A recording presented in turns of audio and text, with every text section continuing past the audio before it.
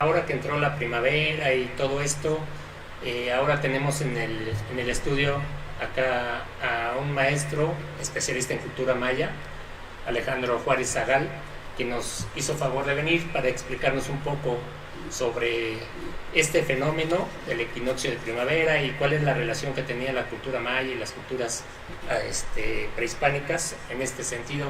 Buenas tardes, maestro, bienvenido. Muy buenas tardes, gracias por la invitación, de verdad que se agradece porque estamos nosotros para servir y para informar.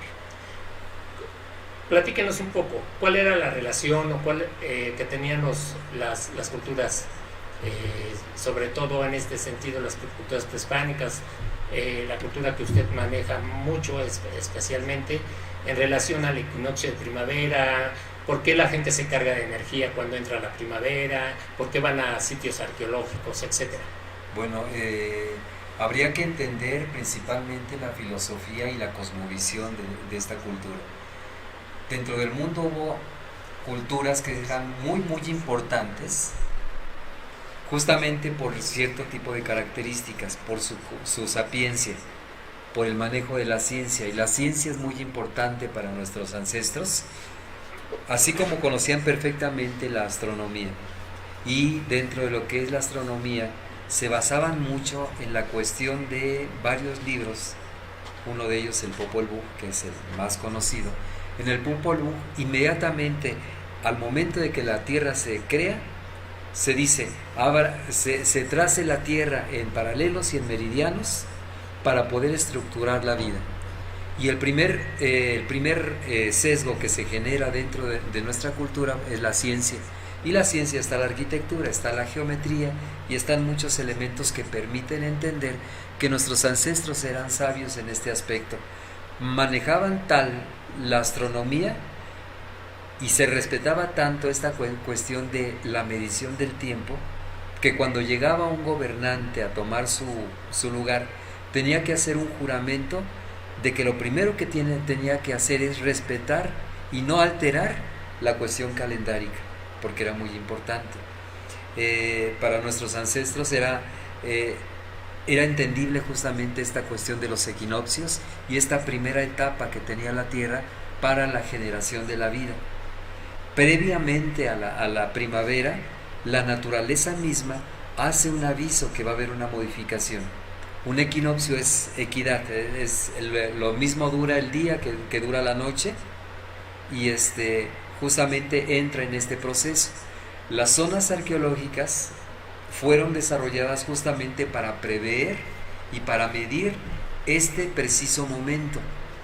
Llámesele Chichén Itzá, que es la zona arqueológica más conocida, llámesele Civitzaltún, que está al norte de Mérida, en donde de manera precisa la entrada de la primavera, el momento del equinoccio, hace un traspaso justamente en esta medición del tiempo, en este medidor del tiempo que había, y estos pasos cenitales y esta medición del tiempo permitía los diferentes fenómenos que nosotros manifestamos o que se manifiestan en la naturaleza.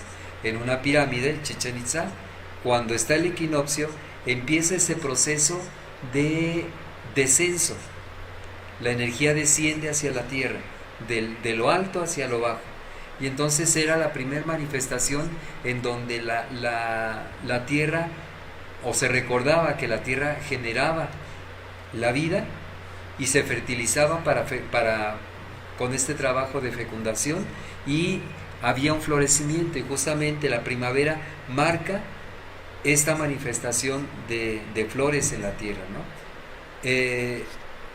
Pero ¿cuáles se son tenía los muy mitos, claro. perdón, cuáles son los mitos y cuáles son las realidades realmente para preparar estos fenómenos y para que la gente lo festeje de una u otra forma?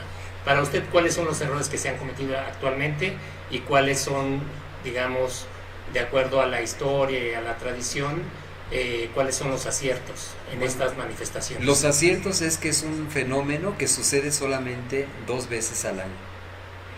Y este fenómeno pues no lo podemos modificar porque es un fenómeno astronómico. Los mitos es que en la modernidad se nos dice, bueno, tienes que ir a una zona arqueológica, levantar los brazos, no sé por qué sentido, ir vestido de blanco para cargarte de energía. Bueno, si no somos el cargarnos de energía en donde sea lo podemos hacer. De blanco es porque se recuerda la pulcritud, la pureza que uno tenía que tener para llegar a un espacio que era muy importante para nuestros ancestros. Ir de blanco no tiene sentido, mejor revisa tu conducta, tu comportamiento y purifícate, depúrate para poder llegar a un espacio que era muy importante, muy sagrado. Hay datos muy valiosos que sí me gustaría que las personas que nos escuchan se enteren. Por favor. Se conocen 45,000 zonas arqueológicas. El INAH, en la cultura maya. El INAH, 45,000 de la cultura maya. Sí. De esas se reconoce, el INAH reconoce 3,000. Y las que están en custodia y que nosotros podemos visitar son 169. Desconocemos mucho de nuestra cultura, en principio. ¿Por qué es esto? ¿Por descuido o porque ya se han ido acabando? ¿Qué es lo que ha pasado? No fue descuido. Desde 13 años antes de la llegada del europeo, se hablaba de que por estas calendarizaciones se hacía mención de que el sol se había ocultado y que de alguna forma nosotros teníamos que empezar, o la cultura tenía que empezar a ocultar lo que los corazones amaban de esa tierra y los tesoros. Entonces, antes de la llegada del europeo, hubo una dedicación muy importante de cubrir las zonas arqueológicas para que no fuesen alteradas, no fuesen saqueadas y no fuesen modificadas. Entonces, esta parte, ya cuando llegó el europeo, muchas de las zonas arqueológicas ya estaban cubiertas. Tiene que pasar 520 años para que nuevamente surja el nuevo sol o la nueva etapa de lucidez y de resurgimiento a nivel social. Entonces estamos en esta etapa. Si hacemos suma de esta medición del tiempo, nos faltarían 4 años para que realmente nuevamente este nuevo sol o esta nueva cultura vuelva a relucir y vuelva a resplandecer. ¿Qué recomendaría usted para que estas tradiciones no solamente prevalezcan, sino las nuevas generaciones las adopten como tal, como una identidad? Bueno, es que se necesita estudiar fuera para entender cuál es la problemática social de nuestra nación. Si algo nos hace falta es enraizarnos. Estamos completamente desculturalizados. Lo que tenemos que hacer es justamente entender el motivo de nuestra cultura y hacernos dignos. Cualquier cultura del mundo que tenga raíces, que tenga costumbres y tradiciones bien establecidas, es rica y es grande y es poderosa. Desgraciadamente nuestra sociedad carece de ello. Tenemos mucho desconocimiento a nivel social de nuestro origen, porque ¿quién escribió la historia?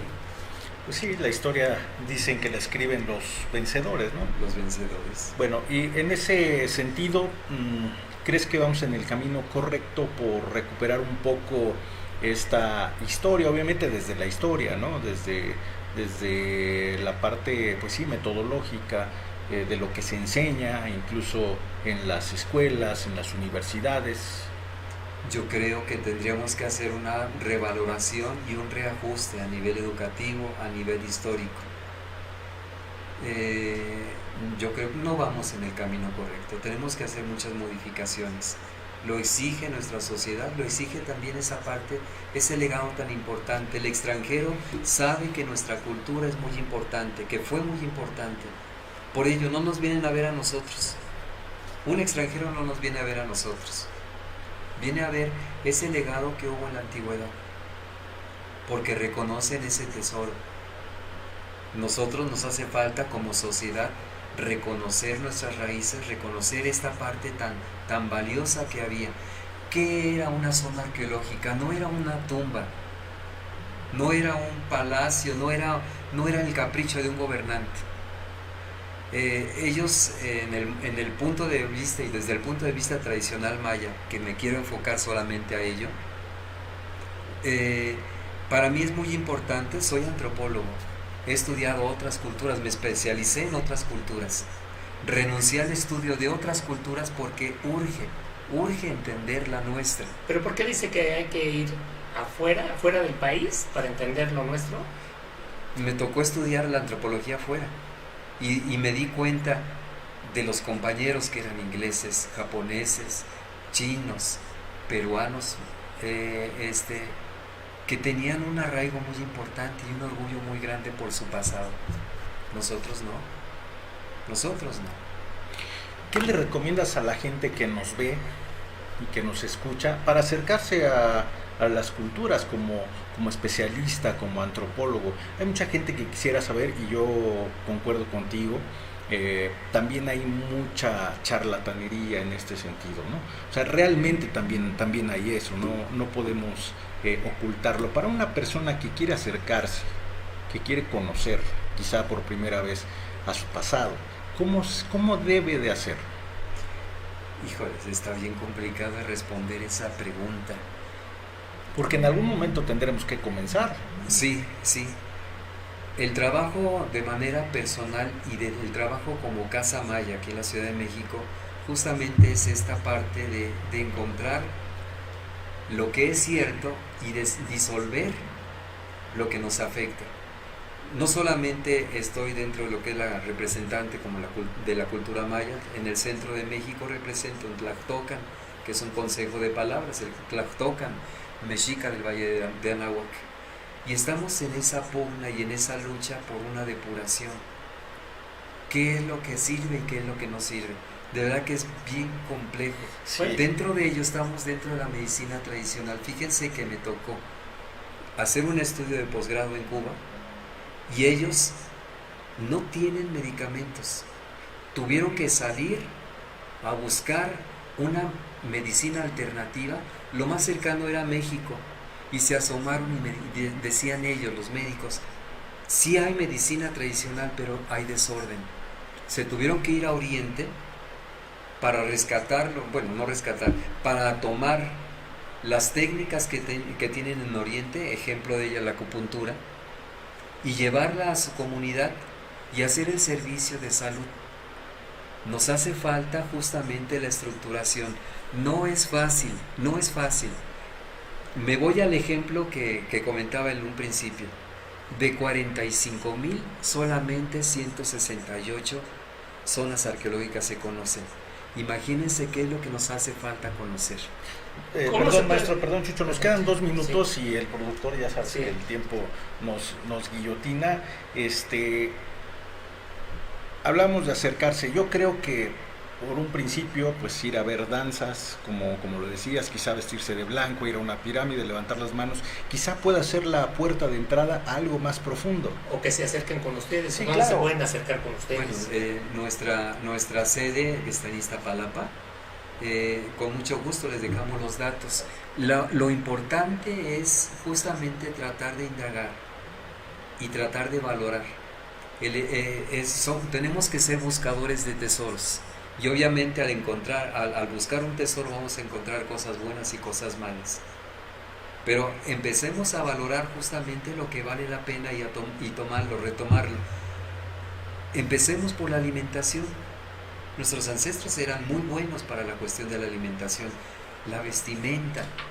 He encontrado vestidos, yo en alguna ocasión encontré en una tienda, dije, este vestido yo lo quiero para mi esposa. 45,000 pesos. Cuando me enfoqué a entender cuánto tiempo se llevaba un vestido de esa calidad, que era tradicional, que era típico, entendí, es casi un año, Claro. casi un año de trabajo. Valoremos justamente lo que realmente tiene, lo que es un tesoro. Y de ahí vamos a hacer muchas cosas. No creamos a la primera que nos encontremos. Están las danzas como ritos, está la cuestión del temazcal, está el manejo de las plantas. ¿Por qué no te Muchas invitamos cosas. y regresas a platicar sobre medicina tradicional, sobre todos estos temas que a la gente le interesan mucho? Tus redes para que la gente te contacte. Estamos como Casa Maya, estamos también terapias y masaje Ixmucané. Ixmucané significa en maya Madre Tierra, Está también, estamos en Tlactoca Mexica del Valle de Anáhuac, el teléfono de particular 55 41 80 76 18. Estamos nosotros para servirles y para lo que ustedes requieran. Pues Muchas te gracias. invitamos, y a la gente que nos ve y nos escucha, le vamos a poner toda la información, todas las redes sociales aquí en nuestras redes para que Y se en pongan en contacto. perspectivas.mx síganos también. Muchísimas gracias, maestro. Muchas gracias, maestro. Alejandro Juárez Zagal. Para servirles. Corte y regresamos.